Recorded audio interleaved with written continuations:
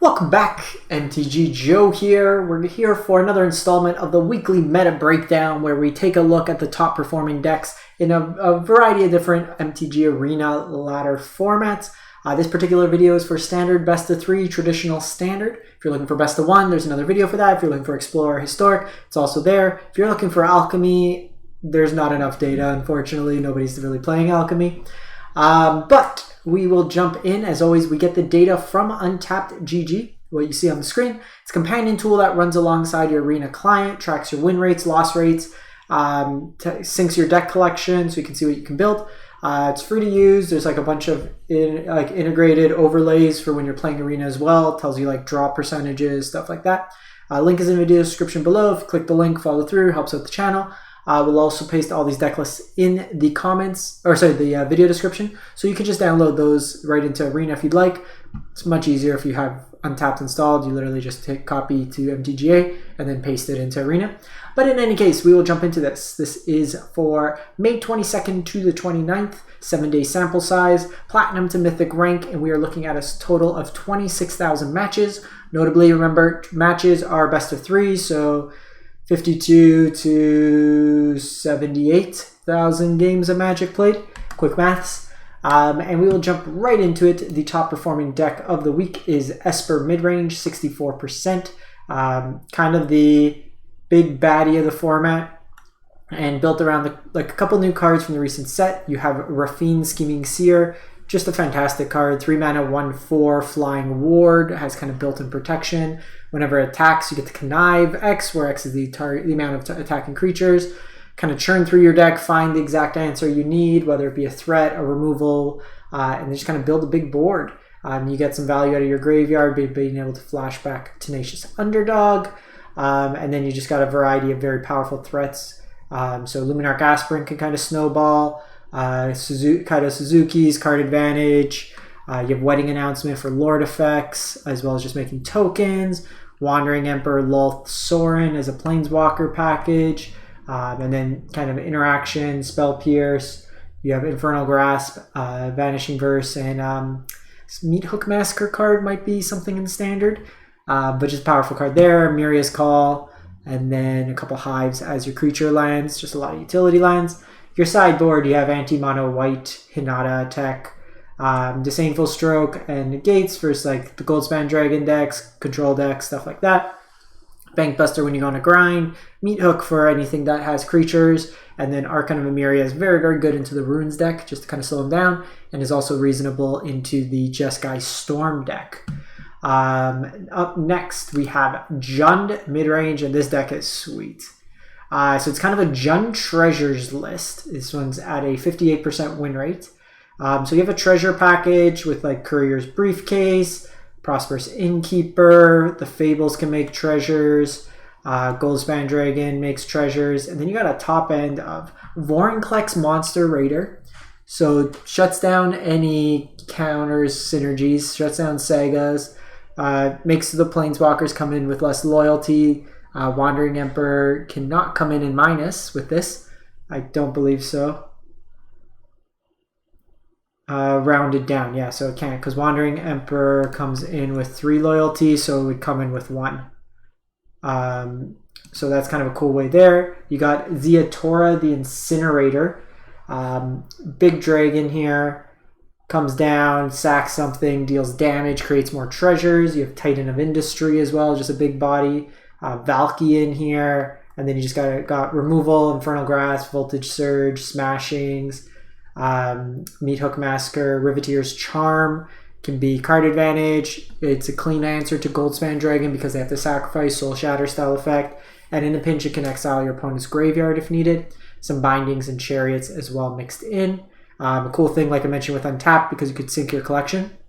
If I want to play this deck, I need 1 Ziatora's Proving Ground. I'm 1 short to build this deck. If you hover here, you can see, hey, I have 27 rare wild cards. I can easily craft this if I want to play this deck. You'll notice some blue pathways. That's for the sideboard option if needed. You got Disdainful Strokes and Negates. Generally speaking, you do have access to the treasures. So this is a 3-color, 4-color deck, if you want to look at it that way. So you got anti-control, or like mid-rangey kind of stuff. big mana decks or like the control-y decks or the Goldspan Dragon decks.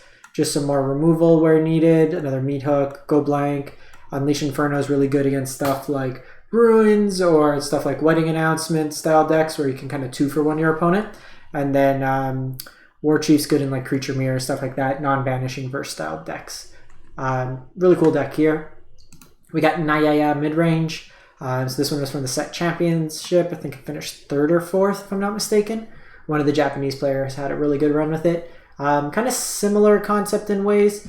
But a couple new cards. Gala Greeter. Whenever another creature enters the battlefield, you get to take advantage of either making it bigger, create treasures, or gain life.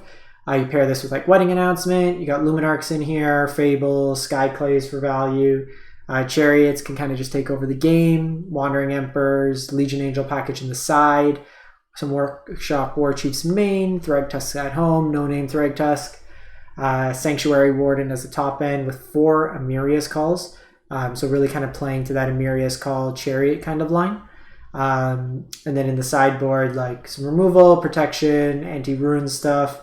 Broken Wings, very good against like the Ruins deck, but also hits Goldspan Dragon, so kind of a way there.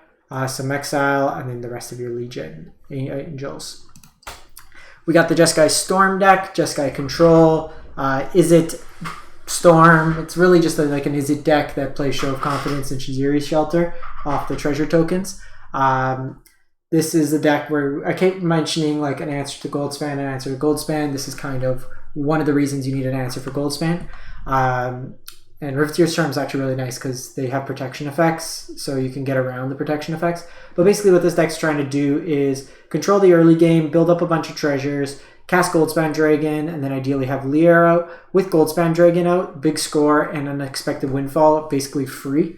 You cast them, you get 2 treasures. Goldspan makes it so you get 4 mana, so you kind of churn through those.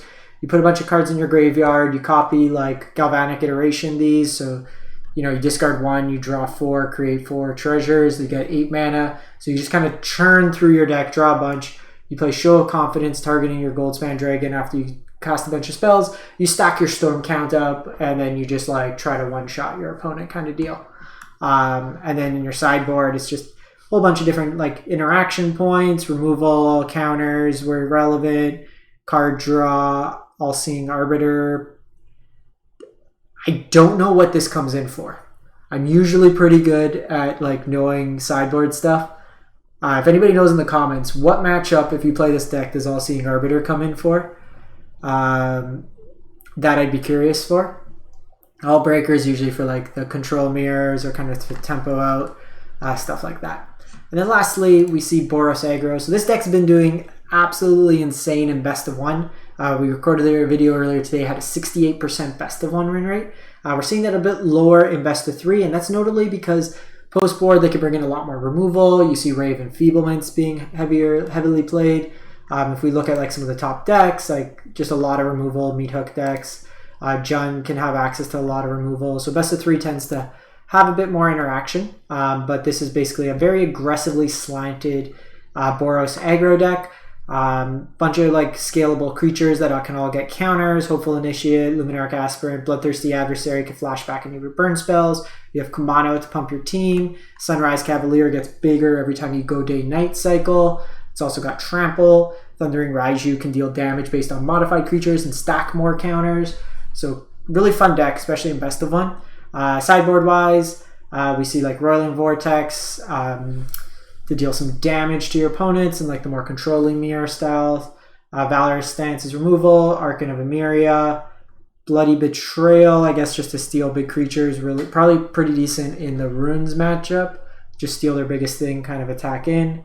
Call in a Professional. Players can't gain life this turn. Damage can't be prevented. Deals 3 damage. It's a weird one to have in there, I think. There's the red, costs less if you target a blue creature. We're seeing that get played a bit in the set championship.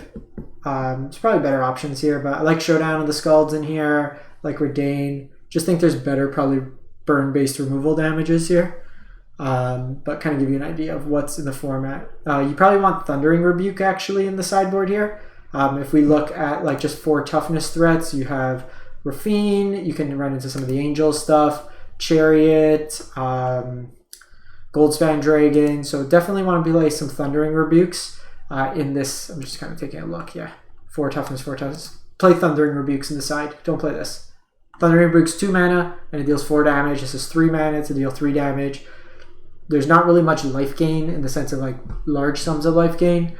There's not a lot of people preventing damage anyways. There's no like 9 lives style effects. Play the Thundering Rebukes. So that pretty much wraps it up for the week. Let me know what you're playing in Standard if you're drawing some games of best of 3.